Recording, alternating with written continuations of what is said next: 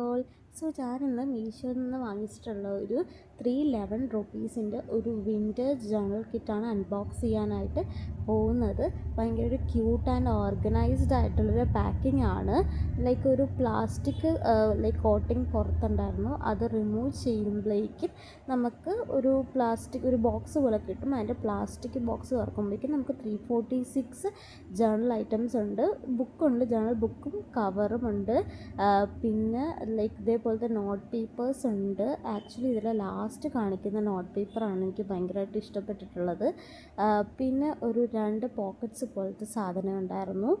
And പിന്നെ കുറച്ച് സ്റ്റിക്കേഴ്സും കാര്യങ്ങളും ഉണ്ടായിരുന്നു. ഇതിൻ്റെ എക്സാക്ട് നെയിം എന്തൊക്കെയാണെന്ന് എനിക്കറിയില്ല.